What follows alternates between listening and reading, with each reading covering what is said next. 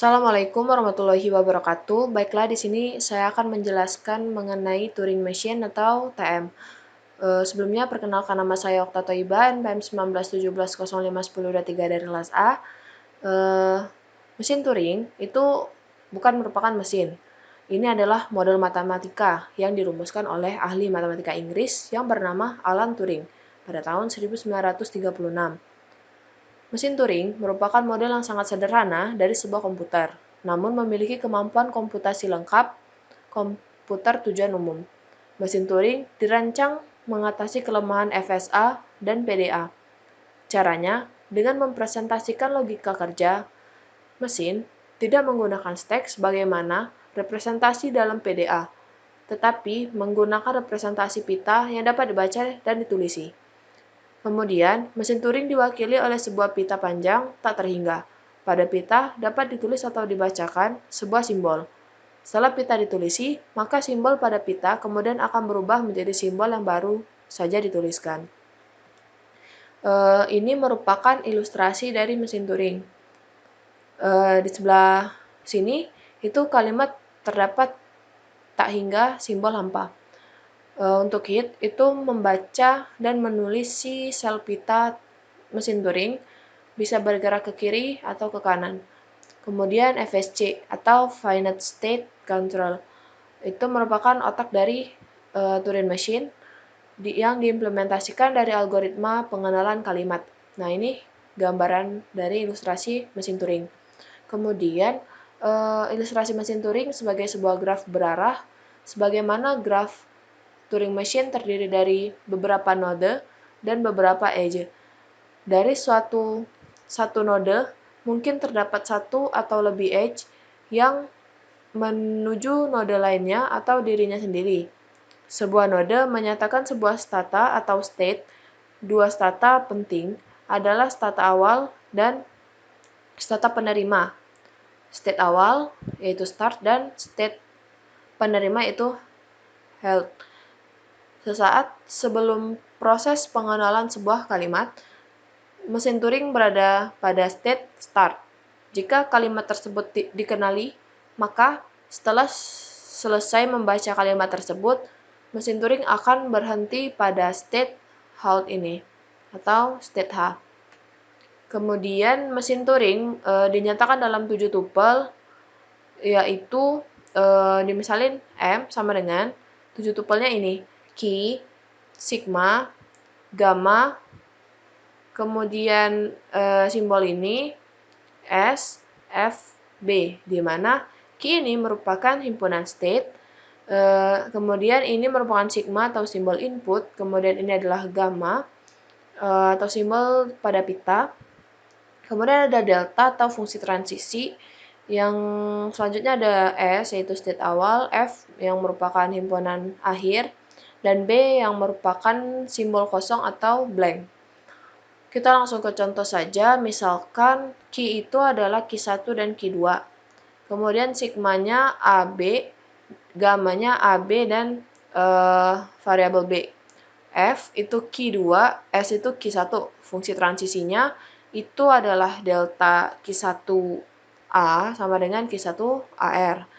Kemudian delta Q1B itu Q1AR. Kemudian untuk delta Q1B yaitu Q2BL. Pergerakan mesin Turing itu R untuk right atau kanan dan L untuk left atau kiri. Membaca fungsi transisi di atas sebagai berikut. Jadi ini ada fungsi ini itu pada state dibacanya pada state Q1, hit menunjukkan karakter A. Pada pita menjadi state Q1 dan hit bergerak ke kanan. Nah, jadi ini adalah simbol pergerakannya. Kalau misal dia R itu ke kanan dan L itu ke kiri. Untuk persamaan yang kedua itu Q1B, Q1AR. Pada state Q1 itu head menunjukkan karakter B. Pada pita menjadi state Q1. Kemudian head menulis karakter A, lalu bergerak ke kanan. Terus untuk persamaan ini, membaca fungsinya itu pada state key 1, head menunjukkan karakter B. Pada pita state menjadi key 2. Head bergerak ke kiri. Ini karena L. Kemudian perhatikan delta key X, key YG. Bila X kurang dari lebih dari Y, maka head akan menulis simbol Y atau menimpa X sebelum bergerak ke kiri atau ke kanan. Simbol head dalam mesin Turing adalah simbol tanda panah ke atas.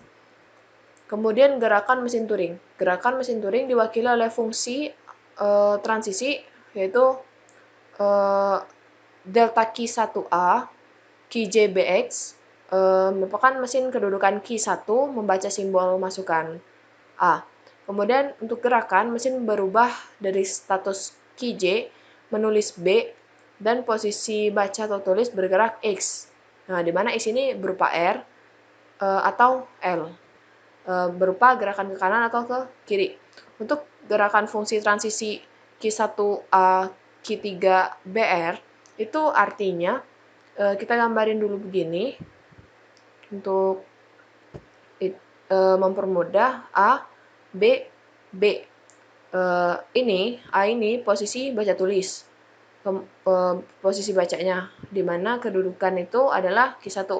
Setelah membaca simbol A, kedudukan mesin Q3 menulis B dan bergerak ke kanan, sehingga hasilnya tuh berubah jadi gini.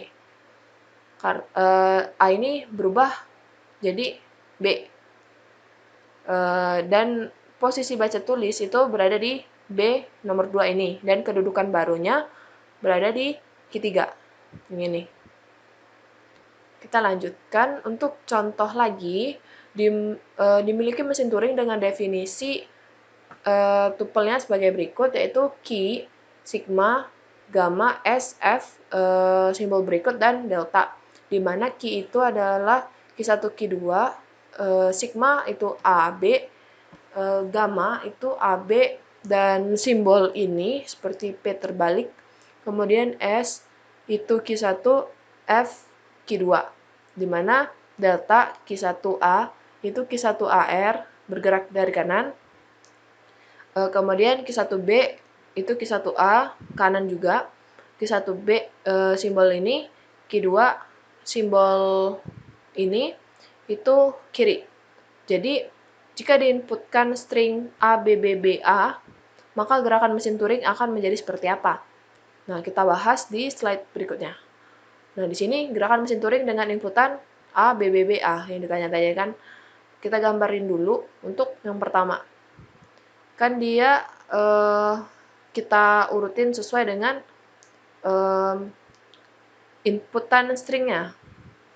Begini kan. Jadi Q1-nya itu berada di yang pertama, di A.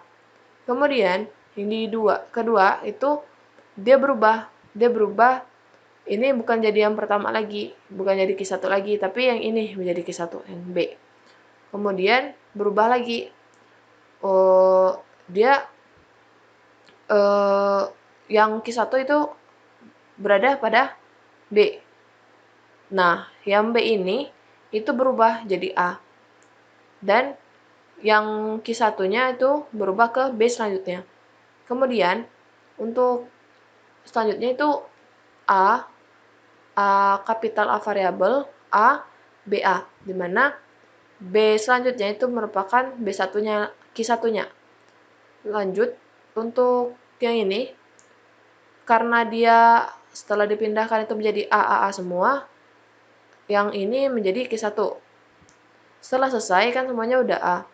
Itu yang terakhir diberikan seperti B garis B, begini. Dimana itu merupakan Q1.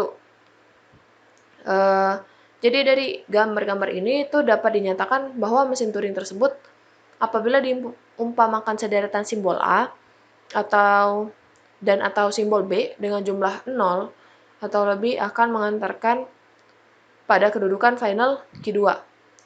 Nah, dengan kata lain, mesin Turing tersebut dapat mengenali bahasa AB closure. Jadi dia bisa mengulang sebanyak tak hingga. Jadi untuk hasil akhir dari pergerakan mesin Turing ini adalah ini, di mana finalnya berada pada A, sebagai Q2 atau final.